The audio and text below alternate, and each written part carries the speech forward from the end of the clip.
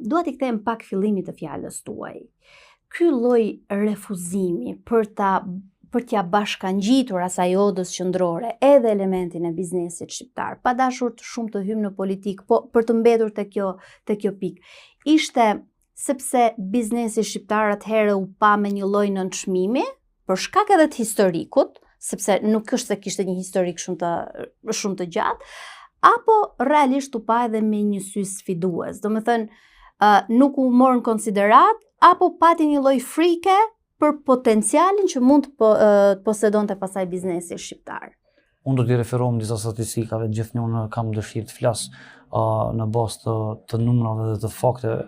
Qëndrojmë në habitatin tuaj këtu. Patjetër, statistikat dhe numrat. Nuk dua të shpërfaqem këtu si aventurier që tregoj që ndoshta mund të dal nga kornizat e mia profesionale, por do t'i referohem vetëm të dhënave zyrtare dhe asaj se çfarë kemi punuar më herët. Neve në suazat të punës tonë kemi bërë edhe manifestin për zhvillim të përshpejtuar ekonomik, në të cilin kemi treguar që Maqedonia, cila do të qoftë ajo, Maqedonia e Veriut, Maqedoni apo ish Federata Jugoslave e Republikës së Maqedonisë, apo si do që e ka pasur në emrin, ka pasur qasje selektive ndaj biznesit shqiptar. Edhe kjo është dokumentuar.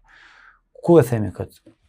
Në vitin 1991, kur bëhet edhe nisë dhe procesi i privatizimit. Po njerësh ka filluar procesi i mëvetësimit të shtetit nga Jugoslavia, ka filluar edhe procesi i privatizimit. Modeli i cili është aplikuar ka qenë selektiv dhe ka qenë në dëm të disave dhe në favor të disave.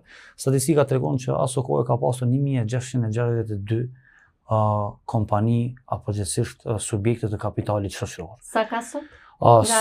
Sot janë dikun 2% prej tyre që funksionojnë, nga ata 2% jo të gjitha funksionojnë fuqishëm dhe janë të etabluar mirë, ndërkaq emrat e atyre kompanive janë shumë respektive, eksportojnë shumë në gjithë ndoshta Evropën dhe më gjerë, por numri është shumë i vogël.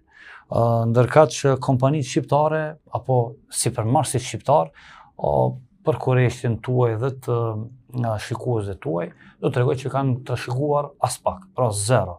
Çfarë është trashëguar nga procesi i asaj është zero. Po gjithçka është ndërtuar nga fillimi.